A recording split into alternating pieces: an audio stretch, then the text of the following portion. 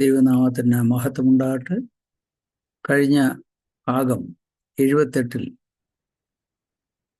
പ്രവൃത്തികൾ 13 അധ്യായം ധ്യാനം ആരംഭിക്കുന്നതിന് മുമ്പായിട്ട് സ്വന്തം ജനത്തിനിടയിൽ നിന്ന് ജാതികളിലേക്ക് സുവിശേഷ ഘോഷണം എങ്ങനെ ആരംഭിച്ചു എന്ന് നാം ധ്യാനിച്ചു. ഇന്ന് ഭാഗം 79 പ്രവൃത്തികൾ 13 അധ്യായം വാക്യം 1, 2 നമ്മൾക്ക് ധ്യാനിക്കാം. ഇവിടെ ബർന്നബാസും ശൗലും ദൈവത്തിൻ്റെ വേലയ്ക്കായി വേർതിരിക്കപ്പെടുന്നതാണ് പ്രതിപാദിച്ചിരിക്കുന്നത്. 13 അധ്യായം 1 തൊട്ട് 3 വരെ. വാക്യം 1 പറയുന്നു, ഇക്കോന്യയിൽ അവർ ഒരുമിച്ച് യഹൂദന്മാരുടെ പള്ളിയിൽ ചെന്ന് യഹൂദന്മാരിലും യവനന്മാരിലും വലിയൊരു പുരുഷാരം വിശ്വസിപ്പാൻ തക്കവണ്ണം സംസാരിച്ചു. യെരുശലേം സഭയിൽ പ്രവാചകന്മാരുണ്ടായിരുന്നു എന്ന് പ്രവൃത്തികൾ 11 അധ്യായം 27 വാക്യത്തിൽ നാം വായിക്കുന്നുണ്ട്. അതിപ്രകാരമാണ് അന്ത്യോക്യയിലെ സഭയിൽ ബർന്നബാസ്, നിഗർ എന്ന പേരുള്ള ശീമോൻ, കുറേനക്കാരനായ ലുക്കിയോസ്, ഇടപ്രഭുവായ ഹേരോദാവോടുകൂടെ വളർന്ന മനയൻ, ശൗൽ എന്നീ പ്രവാചകന്മാരും ഉപദേഷ്ടാക്കന്മാരും ഉണ്ടായിരുന്നു. അതുപോലെ സിറിയയിലെ അന്ത്യോക്യയിൽ പ്രവാചകന്മാരും ഉപദേഷ്ടാക്കന്മാരും ഉണ്ടായിരുന്നു. പ്രവാചകന്മാരും ഉപദേഷ്ടാക്കന്മാരും എന്താണ്? പ്രവാചകന്മാർ മിക്കവാറും സഞ്ചാര പ്രാസംഗികന്മാരാണ്. അവർ ദൈവ ആലോചന പ്രാപിച്ച് ജനത്തോട് ദൈവീയ വചനം അറിയിക്കുന്നവരാണ്. ദൈവത്തിനും ജനത്തിനുമിടയിൽ ദൈവത്തിനു വേണ്ടി ജനത്തോട് ദൂത് അറിയിക്കുന്നവർ എന്നർത്ഥം. അപ്പോൾ ഉപദേഷ്ടാക്കന്മാർ എന്നത് പ്രാദേശിക സഭയിൽ വിശ്വാസത്തിൽ മാനസാന്തരപ്പെട്ട് മനം തിരിഞ്ഞവരെ വചനത്തിൽ ഉറപ്പിച്ചു നിർത്തുന്നവർ. ഈ ഉപദേഷ്ടാക്കന്മാരെ പറ്റി പറഞ്ഞിരിക്കുന്ന വേദഭാഗങ്ങൾ നാം തിരുവചനത്തിൽ ധ്യാനിക്കുമ്പോൾ 1 കൊരിന്ത്യർ 12:28 പറയുന്നു, ദൈവം സഭയിൽ 1 അപ്പോസ്തലന്മാർ, 2 പ്രവാചകന്മാർ, 3 ഉപദേഷ്ടാക്കന്മാർ, ഇങ്ങനെ ഓരോരുത്തരെ നിയമിക്കുകയും പിന്നെ വീര്യപ്രവൃത്തികൾ, രോഗശാന്തികളുടെ വരം, സഹായം ചെയ്യുവാനുള്ള വരം, പരിപാലന വരം, വിവിധ ഭാഷാവരം എന്നിവ നൽകുകയും ചെയ്തു. എഫേസ്യർ 4:11 വായിക്കുന്നു, അവൻ ചിലരെ അപ്പോസ്തലന്മാരായും ചിലരെ പ്രവാചകന്മാരായും ചിലരെ സുവിശേഷകന്മാരായും ചിലരെ ഇടയന്മാരായും ഉപദേഷ്ടാക്കന്മാരുമായിട്ട് നിയമിച്ചിരിക്കും. 5 പേരുകൾ ഇവിടെ രേഖപ്പെടുത്തിയിരിക്കും. 1 ബർന്നബാസ്, ശൗൽ, വടക്കേ ആഫ്രിക്കയിലെ കുറേനക്കാരനായ ലുക്കിയോസ്, നിഗർ എന്ന പേരുള്ള ശീമോൻ. നിഗർ എന്നാൽ കറുത്തവൻ, അയാളും ആഫ്രിക്കക്കാരനായിരിക്കാം. മനയോൻ യേശു ക്രിസ്തുവിന്റെ കാലത്ത് ഗലീലയിലെ അധികാരിയായിരുന്ന ഹേരോദ അന്തിപ്പാസിനോടുകൂടെ വളർന്നവനാണ് ഇവൻ. ലൂക്കോസ് അധ്യായം 3:1 പറയുന്നു, തിബരിയാസ് കൈസറുടെ വാഴ്ചയുടെ 15-ാം ആണ്ടിൽ പെന്തിയോസ് പീലാത്തോസ് യഹൂദ നാട് വാഴുമ്പോൾ ഹേരോദാവ് ഗലീലയിലും അവന് സഹോദരനായ ഫിലിപ്പോസ് ഇതുര്യാത്ര ഖോനി ദേശങ്ങളിലും ലൂസന്യാസ് അബിലേനയിലും എന്ന് പ്രതിപാദിച്ചിരിക്കും. ലൂക്കോസ് 3:19-20 വാക്യത്തിൽ പറയുന്നു, എന്നാൽ ഇടപ്രഭുവായ ഹേരോദാവ് സഹോദരന്റെ ഭാര്യ ഹേരോദ്യ നിമിത്തവും ഹേരോദാവ് ചെയ്ത സകല ദോഷങ്ങൾ നിമിത്തവും യോഹന്നാൻ അവനെ ആക്ഷേപിക്കയാൽ അതെല്ലാം ചെയ്തതുകൂടാതെ അവനെ തടവിലാക്കുകയും ചെയ്തു. ലൂക്കോസ് 23:7-12 വരെയുള്ള വാക്കിൽ നാം വായിക്കുമ്പോൾ അവിടെ ഹേരോദാവിനെ പറ്റി പറയുന്നത്, ഹേരോദാവിന്റെ അധികാരത്തിൽ ഉൾപ്പെട്ടവൻ എന്നറിഞ്ഞിട്ട് അന്ന് യെരുശലേമിൽ വന്ന് പാർക്കുന്ന ഹേരോദാവിന്റെ അടുക്കൽ അവനെ അയച്ചു. ഹേരോദാവ് യേശുവിനെ കണ്ടിട്ട് അത്യന്തം സന്തോഷിച്ചു. അവനെക്കുറിച്ച് കേട്ടിരുന്നത് കൊണ്ട് അവനെ കാണുവാൻ വളരെ കാലമായി ഇച്ഛിച്ചു. അവൻ വല്ല അടയാളവും ചെയ്യുന്നത് കാണാം എന്ന് ആശിച്ചിരുന്നു. ഏറിയൊന്ന് ചോദിച്ചിട്ടും അവനവനോട് ഉത്തരം ഒന്നും പറഞ്ഞില്ല. മഹാപുരോഹിതന്മാരും ശാസ്ത്രിമാരും കഠിനമായി അവനെ കുറ്റം ചുമത്തിക്കൊണ്ടു നിന്നു. ഹേരോദാവ് തൻ്റെ പടയാളികളുമായി അവനെ പരിഹസിച്ച് നിസ്സാരനാക്കി ശുഭ്രവസ്ത്രം ധരിപ്പിച്ച് പീലാത്തോസിന്റെ അടുക്കൽ മടക്കി അയച്ചു. അന്ന് ഹെരോദാവും പീലാത്തോസും തമ്മിൽ സ്നേഹിതന്മാരായി തീർന്നു. മുമ്പേ അവർ തമ്മിൽ വൈര്യമായിരുന്നു. ഇങ്ങനെ ഹെരോദാവിനെ പറ്റി പല സ്ഥലത്ത് പ്രതിപാദിച്ചിട്ടുണ്ട്. അന്തിപ്പാസിനെ കുറിച്ചുള്ള വിവരങ്ങൾ ഈ മനയോനിൽ നിന്നായിരിക്കാം ലൂക്കോസിന് ലഭ്യമായത്. മനയോൻ ഹേരോദ അന്തിപ്പാസിന്റെ ബാല്യകാല സഖിയായിരുന്നു. ഈ ഹെരോദാവ് BC 20 ജനിച്ചത്. ആയതിനാൽ ഈ മനയോന് ഏകദേശം 69 വയസ്സുണ്ടായിരിക്കാം എന്ന് ലെൻസ്കി എന്ന ചരിത്രകാരൻ രേഖപ്പെടുത്തിയിരിക്കുന്നു. ഇനി നാം വാക്യം 13:2 അവർ കർത്താവിനെ ആരാധിച്ചും ഉപവസിച്ചും കൊണ്ടിരിക്കുമ്പോൾ ഞാൻ ബർന്നബാസിനെയും ശൗലിനെയും വിളിച്ചിരിക്കുന്ന വേലയ്ക്കായിട്ട് അവരെ എനിക്ക് വേർതിരിപ്പീനെന്ന് പരിശുദ്ധാത്മാവ് പറഞ്ഞു. പരിശുദ്ധാത്മാവ് ബർന്നബാസിനെയും ശൗലിനെയും വിളിക്കുമ്പോൾ ഈ 5 പേരും കർത്താവിനെ ആരാധിച്ചും ഉപവസിച്ചും കൊണ്ടിരിക്കുകയായിരുന്നു. പ്രാർത്ഥനയുടെയും ഉപവാസത്തിൻ്റെയും സമയത്ത് ആത്മാവിനാൽ നിറയപ്പെട്ട വിശ്വാസികൾ പ്രതിബദ്ധതയുള്ളവരായി തീർന്നു. പ്രത്യേകിച്ച് പരിശുദ്ധാത്മാവുമായി സമ്പർക്കം പുലർത്തുമ്പോൾ പരിശുദ്ധാത്മാവിൻ്റെ സന്ദേശം സാധാരണയായി പ്രവാചക വാക്കുകളായിട്ടാണ് വെളിപ്പെടുത്തപ്പെടുന്നത്. പൗലോസും ബർന്നബാസും സുവിശേഷ വേലയ്ക്കായി പരിശുദ്ധാത്മാവിനാൽ വിളിക്കപ്പെടുകയും അന്ത്യോക്യയിലെ സഭ അവരെ ചുമതലപ്പെടുത്തുകയും ചെയ്തു. അവരുടെ പ്രവർത്തനത്തിൻ്റെ സ്വഭാവം താഴെ പറയുന്ന വേദഭാഗങ്ങളിൽ നിന്ന് നമുക്ക് മനസ്സിലാക്കാൻ സാധിക്കും.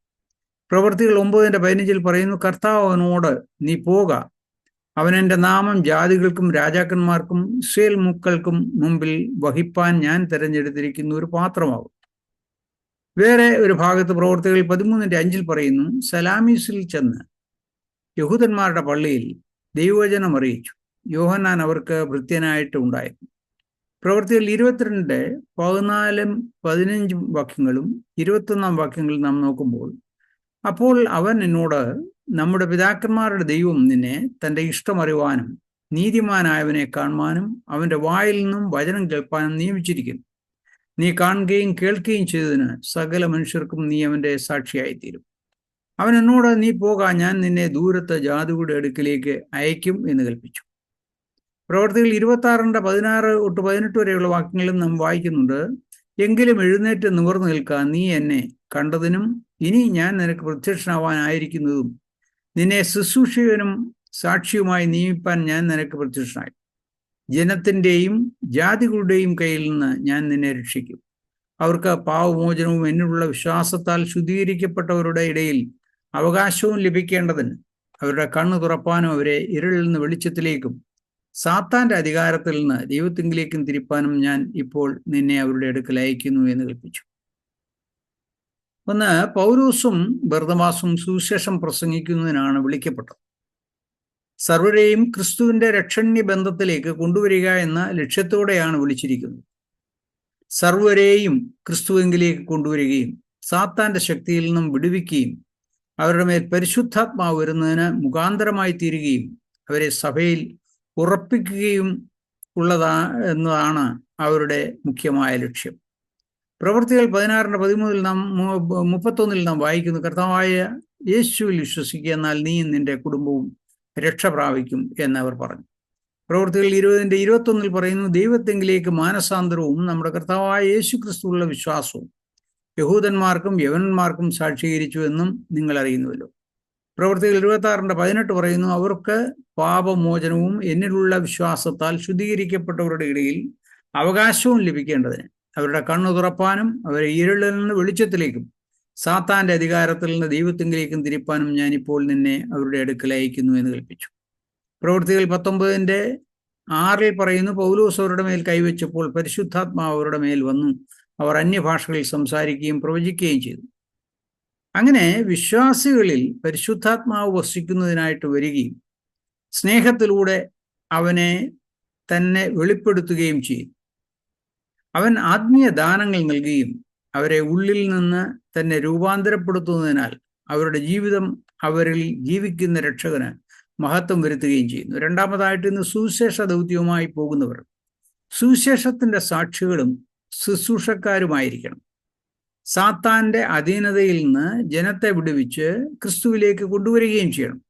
പ്രവൃത്തികൾ 26:18 അതാണ് വായിക്കുന്നത്, അവർക്ക് പാവമോചനവും എന്നിലുള്ള വിശ്വാസത്താൽ ശുദ്ധീകരിക്കപ്പെട്ടവരുടെ ഇടയിൽ അവകാശവും ലഭിക്കേണ്ടതിന് അവരുടെ കണ്ണു തുറപ്പാനും അവരെ ഇരുളിൽ നിന്ന് വെളിച്ചത്തിലേക്കും സാത്താന്റെ അധികാരത്തിൽ നിന്ന് ദൈവത്തിങ്കിലേക്കും തിരിപ്പാനും ഞാനിപ്പോൾ നിന്നെ അവരുടെ അടുക്കൽ അയക്കുന്നു എന്ന് കൽപ്പിച്ചു.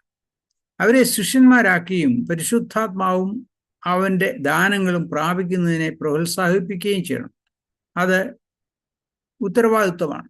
പ്രവൃത്തികൾ 2:38 പത്രോസ് അവരോട്, നിങ്ങൾ മാനസാന്തരപ്പെട്ട് നിങ്ങളുടെ പാവങ്ങളുടെ മോചനത്തിനായി ഓരോരുത്തരും യേശുക്രിസ്തുവിന്റെ നാമത്തിൽ സ്നാനമേൽപ്പി, എന്നാൽ പരിശുദ്ധാത്മാവെന്ന ദാനം നിങ്ങൾക്ക് ലഭിക്കും. പ്രവൃത്തികൾ 8:17 പറയുന്നു, അവർ അവരുടെ മേൽ കൈവച്ചപ്പോൾ അവർക്ക് പരിശുദ്ധാത്മാവ് ലഭിച്ചു. ക്രിസ്തു കൽപ്പിച്ചത് അനുസരിക്കുവാൻ അവരെ പഠിപ്പിക്കണം, ഓരോ വ്യക്തികളെയും.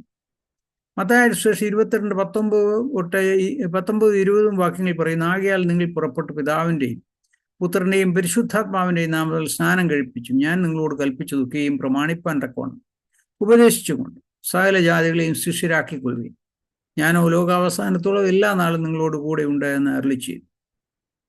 സുവിശേഷം പ്രസംഗിക്കുക എന്നതാണ് ഏറ്റവും പ്രധാനപ്പെട്ട ലക്ഷ്യമെങ്കിലും അതിനോടനുബന്ധിച്ച് സ്നേഹം, കരുണ, ആവശ്യത്തിലിരിക്കുന്നവരോട് അനുകമ്പ മുതലായ ജീവകാരുണ്യ പ്രവർത്തനങ്ങളും വേണം. അത് അനിവാര്യമാണ്. ഗലാത്യലേഖനം 2:9-10 വാക്യങ്ങൾ പറയുന്നു, ഭരമേൽപ്പിച്ചിരിക്കുന്നു എന്ന് കണ്ടും എനിക്ക് ലഭിച്ച കൃപ അറിഞ്ഞുകൊണ്ട് തൂണുകളായി എണ്ണപ്പെട്ടിരിക്കുന്ന യാക്കോബും കേഫാവും യോഹന്നാനും ഞങ്ങൾ ജാതികളുടെ ഇടയിലും അവർ പരിച്ഛേദനക്കാരുടെ ഇടയിലും സുവിശേഷം അറിയിക്കത്തക്കവണ്ണം എനിക്കും ബർന്നബാസിനും കൂട്ടായ്മയുടെ വലങ്കൈ തന്നു. ദരിദ്രരെ ഞങ്ങൾ ഓർത്തുകൊള്ളണമെന്ന് മാത്രം അവർ പറഞ്ഞു. അങ്ങനെ ചെയ്യുവാൻ ഞാൻ ഉത്സാഹിച്ചുമിരിക്കുന്നുവെന്ന് പൗലോസ് പറയുകയാണ്. ബർന്നബാസിനെയും ശൗലിനെയും അവരിലേക്കും ഏറ്റവും നല്ല 2 പേർ വേലക്കാരായി വേർതിരിക്കുക എന്ന് പരിശുദ്ധാത്മാവ് ഉണ്ടായി. ഒത്തുനോക്കുക. റോമർ 1:2 പറയുന്നു, വിശുദ്ധ രേഖകളിൽ തൻ്റെ പ്രവാചകന്മാർ മുഖാന്തരം മുൻപ് കൂട്ടി വാഗ്ദത്തം ചെയ്ത സുവിശേഷത്തിനായി വേർതിരിച്ച് വിളിക്കപ്പെട്ട അപ്പോസ്തലനും യേശുവിൻ്റെ ദാസനുമായ പൗലോസ് എന്നാണ് അവിടെ രേഖപ്പെടുത്തിയിരിക്കുന്നത്. ഗലാത്യർ 1:15 പറയുന്നു, എങ്കിലും എൻ്റെ ജനനം മുതൽ എന്നെ വേർതിരിച്ച് തൻ്റെ കൃപയാൽ വിളിച്ചിരിക്കുന്ന ദൈവം. പൗലോസിന് 3 തരത്തിലുള്ള വേർതിരിക്കൽ ലഭിച്ചിരുന്നതായിട്ട് രേഖപ്പെടുത്തിയിട്ടുണ്ട്. ഒന്ന്, ജനന സമയത്ത് ദൈവം വേർതിരിച്ചു. ഗലാത്യലേഖനം 1:15 പറയുന്നു, എങ്കിലും എൻ്റെ ജനനം മുതൽ എന്നെ വേർതിരിച്ച് തൻ്റെ കൃപയാൽ വിളിച്ചിരിക്കുന്ന ദൈവമെന്ന് അവിടെ അദ്ദേഹം പ്രതിപാദിച്ചു. രണ്ടാമതായിട്ട് തൻ്റെ മാനസാന്തര സമയത്ത് സുവിശേഷത്തിനായിട്ട് അവനെ വേർതിരിച്ചു. റോമാലേഖനം 1:2 വാക്കിൽ പറഞ്ഞു, ദൈവം തൻ്റെ പുത്രനും നമ്മുടെ കർത്താവുമായ യേശുക്രിസ്തുവിനെ കുറിച്ച് വിശുദ്ധ രേഖകളിൽ തൻ്റെ പ്രവാചകന്മാർ മുഖാന്തരം മുൻകൂട്ടി വാഗ്ദത്തം ചെയ്ത സുവിശേഷത്തിനായി വേർതിരിച്ചു വിളിക്കപ്പെട്ട അപ്പോസ്തലനും യേശുക്രിസ്തുവിന്റെ ദാസനുമായ പൗലോസ് എന്ന് അവിടെ രേഖപ്പെടുത്തിയിരിക്കും. മൂന്നാമതായിട്ട് അദ്ദേഹത്തെ പറ്റി പറയുന്നത് അന്ത്യോക്യയിൽ പ്രത്യേക ശുശ്രൂഷയ്ക്കായി വേർതിരിച്ചു എന്നാണ്. പ്രവൃത്തികൾ 13:2 പറയുന്നു, അവർ കർത്താവിനെ ആരാധിച്ചും ഉപവസിച്ചും കൊണ്ടിരിക്കുമ്പോൾ ഞാൻ ബർന്നബാസിനെയും ശൗലിനെയും വിളിച്ചിരിക്കുന്ന വേലയ്ക്കായിട്ട് അവരെ എനിക്ക് വേർതിരിപ്പീനെന്ന് പരിശുദ്ധാത്മാവ് പറഞ്ഞു. നാമും പ്രാർത്ഥനയിൽ കൂടി ഹിതപരിശോധന നടത്തി നമ്മെ വിളിച്ചിരിക്കുന്ന വിളിയുടെ അനുസരണത്തോടുകൂടി പരിശുദ്ധാത്മാവിന്റെ ശക്തിയാൽ അത് നിർവഹിക്കുവാൻ എപ്പോഴും ഉത്സാഹിച്ച് പ്രവർത്തിക്കണം. അതുപോലെ തന്നെ പറയുന്നതിലും കാര്യങ്ങൾ നിയന്ത്രിക്കുന്നതിലും അയക്കുന്നതിലും ശക്തീകരിക്കുന്നതിലുമുള്ള പരിശുദ്ധാത്മാവിൻ്റെ പൂർണ്ണ സ്വാതന്ത്ര്യം ദൃശ്യസഭ അംഗീകരിച്ചിരുന്നു. പ്രവൃത്തികൾ 13:2-4 വരെയുള്ള വാക്യങ്ങളിൽ അവർ ഇങ്ങനെ എഴുതിയിരിക്കുന്നു, അവർ കർത്താവിനെ ആരാധിച്ചും ഉപവസിച്ചും കൊണ്ടിരിക്കുമ്പോൾ ഞാൻ ബർന്നബാസിനെയും ശൗലിനെയും വിളിച്ചിരിക്കുന്ന വേലയ്ക്കായിട്ട് അവരെ എനിക്ക് വേർതിരിപ്പീനെന്ന് പരിശുദ്ധാത്മാവ് പറഞ്ഞു. അങ്ങനെ അവർ ഉപവസിച്ച് പ്രാർത്ഥിച്ച് അവരുടെ മേൽ കൈവച്ച് അവരെ പറഞ്ഞയച്ചു. പരിശുദ്ധാത്മാവ് അവരെ പറഞ്ഞയച്ചിട്ട് അവർ സെലൂക്കിയയിലേക്ക് ചെന്ന് അവിടെ നിന്ന് കപ്പൽ കയറി കുപ്രോസ് ദ്വീപിലേക്ക് പോയി. പ്രവൃത്തികൾ 13:9-10 വാക്യങ്ങളിൽ നമ്മൾ പ്രകാരം വായിക്കുന്നു, അപ്പോൾ പൗലോസ് എന്നും പേരുള്ള ശൗൽ പരിശുദ്ധാത്മപൂർണനായി അവനെ ഉറ്റുനോക്കി, സകല കപടവും സകല ധൂർത്തും നിറഞ്ഞവനെ, പിശാചിന്റെ മകനെ, സർവ്വനീതിയുടെയും ശത്രുവെ, കർത്താവിന്റെ നേർവഴികളെ മറിച്ചു കളയുന്ന നീ മതിയാക്കുന്നില്ലയോ എന്ന്. പരിശുദ്ധാത്മാവിന് പൂർണ്ണ സ്വാതന്ത്ര്യം നാം നമ്മുടെ ജീവിതത്തിൽ അനുവദിക്കുമ്പോൾ മാത്രമേ സഭയ്ക്ക് യഥാർത്ഥ പുരോഗതി ഉണ്ടാകൂ. പൗലോസിനെ വിളിച്ച് വേർതിരിച്ചത് എങ്ങനെയുള്ള വേലയ്ക്കായി എന്ന് താഴെ പറയുന്ന വേദഭാഗങ്ങളിൽ രേഖപ്പെടുത്തിയിട്ടുണ്ട്. ബർന്നബാസും പൗലോസിനോടുകൂടെ ചേർന്ന ആ ദൈവവേലയിൽ വ്യാപൃതനായി എന്ന് കാണാം. അവരുടെ ഒന്നിച്ചുള്ള പ്രവർത്തനത്തിലൂടെ ഒരിടത്ത് മാത്രം പ്രവർത്തിച്ചുകൊണ്ടിരിക്കാനല്ല, മറ്റു സ്ഥലങ്ങളിലേക്കും പരിശുദ്ധാത്മാവിന്റെ നടത്തിപ്പനുസരിച്ച് പോയി പ്രവർത്തിക്കണം എന്നതാണ് ദൈവ ഇഷ്ടം. പ്രവൃത്തികൾ 9:15 പറയുന്നു, കർത്താവ് അവനോട് നീ പോക, അവൻ എൻ്റെ നാമം ജാതികൾക്കും രാജാക്കന്മാർക്കും ഇസ്രായേൽ മക്കൾക്കും മുമ്പിൽ വഹിപ്പാൻ ഞാൻ തിരഞ്ഞെടുത്തിരിക്കുന്ന ഒരു പാത്രമാകും. പ്രവൃത്തി 22, 14, 15, 21 വാക്യങ്ങളിൽ നാം വായിക്കുന്നത്, അപ്പോൾ അവൻ എന്നോട്, നമ്മുടെ പിതാക്കന്മാരുടെ ദൈവം നിന്നെ തൻ്റെ ഇഷ്ടം അറിവാനും നീതിമാനായവനെ കാണുവാനും അവൻ്റെ വായിൽ നിന്നും വചനം കേൾപ്പാനും നിയമിച്ചിരിക്കുന്നു. നീ കാണുകയും കേൾക്കുകയും ചെയ്തതിന് സകല മനുഷ്യർക്കും നീ അവൻ്റെ സാക്ഷിയായിത്തീരും. അവൻ എന്നോട്, നീ പോക, ഞാൻ നിന്നെ ദൂരത്ത് ജാതിയുടെ അടുക്കലേക്ക് അയക്കും എന്ന് കൽപ്പിച്ചു. പ്രവൃത്തികൾ 26:16, എങ്കിലും എഴുന്നേറ്റ് നിവർന്നു നിൽക്ക, നീ എന്നെ കണ്ടതിനും ഇനി ഞാൻ നിനക്ക് പ്രത്യക്ഷനാവാനിരിക്കുന്നതിനും നിന്നെ ശുശ്രൂഷകനും സാക്ഷിയുമായി നിയമിക്കാൻ ഞാൻ നിനക്ക് പ്രത്യക്ഷനായി എന്ന് അവിടെ രേഖപ്പെടുത്തിയിരിക്കുന്നു. ദൈവമക്കളെ, നാം ജനനം മുതൽ ദൈവത്താൽ വേർതിരിക്കപ്പെട്ട വ്യക്തിജീവിതങ്ങളാണെന്ന് ഓർക്കുക. നമ്മുടെ ജീവിതം ദൈവഹിതത്തിനനുസൃതമായിട്ട് ജീവിപ്പാനുള്ളതാണ്. അതെന്താണെന്ന് നാം അറിഞ്ഞിരിക്കണം. അതിനായിട്ട് പരിശുദ്ധാത്മാവിൻ്റെ ശക്തി, പരിശുദ്ധാത്മാവിൻ്റെ ഉപദേശം, നയിക്കൽ ഒക്കെയും നമ്മുടെ ജീവിതത്തിൽ യാഥാർത്ഥ്യമാക്കി തീർക്കണം. അതിനായിട്ട് നാം ഉത്സുകരാകണം. നാം ഭൗതികരായിട്ട് ലോകഗതിക്കനുസരണമായിട്ട് നാം തിരിഞ്ഞാൽ പരിശുദ്ധാത്മാവിൻ്റെ ശക്തി നമ്മൾമേൽ ഒരിക്കലും പ്രാപിപ്പാൻ സാധിക്കില്ല. അതുകൊണ്ടാണ് പറയുന്നത്, പാപവഴികളെ വിട്ടുതിരിഞ്ഞ്, അന്ധകാരത്തിൻ്റെ ശക്തിയിൽ നിന്ന് വിട്ടുതിരിഞ്ഞ് ദൈവീയ സന്നിധിയിലേക്ക് കടന്നു വന്ന് ദൈവത്തെ സ്വന്തം രക്ഷിതാവായിട്ട്, തൻ്റെ യേശുവിനെ തൻ്റെ സ്വന്തം രക്ഷിതാവായിട്ട് സ്വീകരിച്ച് അനുദപിച്ച് മാനസാന്തരപ്പെട്ട് പുതുക്കമുള്ളവരായി പുതുജീവിതം നയിക്കുന്നവരായി തീരുമ്പോൾ നമ്മുടെ ജീവിതത്തിലും പരിശുദ്ധാത്മാവിൻ്റെ നിറവ് ഉണ്ടാകും. അവിടെ നാം നമ്മെ തന്നെ പരിശുദ്ധാത്മാവിന് അർപ്പിക്കപ്പെടുമ്പോൾ പരിശുദ്ധാത്മാവ് നമ്മളെ നയിക്കും. എന്താണ് ചെയ്യേണ്ടത്, എന്താണ് പ്രവർത്തിക്കേണ്ടത്, എന്താണ് ദൈവത്തിൻ്റെ ശരിയായ ഉദ്ദേശം, നമ്മളെ എന്തുകൊണ്ടാണ് വേർതിരിച്ചിരിക്കുന്നതെന്ന് തിരിച്ചറിയുവാൻ സാധിക്കും. അല്ല എങ്കിൽ നാം ഈ ഏഹത്തിൽ ജീവിക്കുന്നത് വ്യർത്ഥതയോടായിരിക്കും. നാം അനുദിനം എഴുന്നേൽക്കുന്നുണ്ട്, ആഹാരം കഴിക്കുന്നുണ്ട്, മറ്റ് പ്രവൃത്തികൾ ചെയ്യുന്നുണ്ട്. ഇതിനപ്പുറമായിട്ടൊന്നും നമുക്ക് പ്രാപിക്കാൻ സാധിക്കുന്നില്ല. അത് കഴിഞ്ഞ് ഒരു ദിനം നമ്മൾ ഈ ശരീരം, ഈ മൺകൂടാരം വിടേണ്ട വരും. അപ്പോഴാണ് നമ്മൾക്ക് അറിവുണ്ടാകുക, അയ്യോ, ഞാൻ ഈ ശരീരത്തിൽ ജീവിച്ച കാലത്ത് ചെയ്യേണ്ടത് ചെയ്തില്ല, ദൈവഹിതത്തിനനുസൃതമായിട്ട് ജീവിച്ചില്ല, എന്നെ സൃഷ്ടിച്ച ദൈവം, എന്നിൽ ജീവശ്വാസം ഊതിയ ദൈവം, ആ ദൈവത്തെ ഞാൻ മറന്നിരിക്കുന്നു എന്നൊരു തോന്നലുണ്ടാകും. പക്ഷെ അപ്പോഴത്തേക്കും സർവ്വതും മാറ്റപ്പെട്ടിരിക്കും. നാം ശരീരത്തിലായിരിക്കുമ്പോഴാണ് ദൈവഹിതത്തെ മാനിച്ച് ദൈവഹിതത്തിനനുസൃതമായി ജീവിക്കേണ്ടത്. ഇതിൽ നിന്ന് വിട്ടുതിരിഞ്ഞാൽ ഒന്നിൽ നാശത്തിലേക്ക്, അല്ല ദൈവത്തെ സ്വീകരിച്ച് ദൈവഹിതാനുസൃതമായി ജീവിച്ചാൽ ആ നിത്യയുടെ അനുഭവത്തിലേക്ക് നമ്മളെ സ്വർഗീയ ദൂതന്മാർ ചേർത്തുകൊള്ളും. അവിടെയാണ് നമുക്ക് അനന്തമായ ഒരു ജീവിതം പ്രാപിപ്പാൻ സാധിക്കുന്നത്. ഇന്ന് നാം കാണുന്ന ഈ ലോകമൊക്കെ ഉണ്ടല്ലോ, ഇതെല്ലാം മാഞ്ഞു പോകും ഒരു ദിവസം. അത് നിമിഷമായിട്ട്, ഒരു നിമിഷത്തിനകം. വെളിപ്പാട് പുസ്തകത്തിൽ അതൊക്കെ വളരെ വ്യക്തതയോടെ എഴുതിയിട്ടുണ്ട്. നാം അത് ധ്യാനിക്കണം. ദൈവദിനം അനുദിനം ധ്യാനിച്ച് ദൈവഹിതാനുസൃതമായിട്ട് ജീവിച്ച് ദൈവത്തെ മഹത്വപ്പെടുത്തി നമ്മുടെ ജീവിതം ധന്യതയോട് പൂർത്തീകരിപ്പാൻ തക്കവണ്ണം ഇടയാകണം. വചനം കേൾക്കുമ്പോൾ അത് കേട്ട് ശ്രദ്ധ വെച്ച് അത് ധ്യാനിച്ച്, കേൾക്കപ്പെടുക തന്നെയല്ല, ആദ്യം ആ വചനമാകെടുത്ത് ധ്യാനിച്ച് നാം നമ്മെ തന്നെ ദൈവസന്നിധിയിൽ അർപ്പിച്ച് ദൈവഹിതാനുസൃതമായി ജീവിക്കാനുള്ള തീരുമാനം എടുക്കണം. നിങ്ങളെയൊക്കെയും ദൈവം അനുഗ്രഹിക്കട്ടെ. ദൈവകൃപ നിങ്ങളോട് കൂടെ ഉണ്ടായിരിക്കട്ടെ.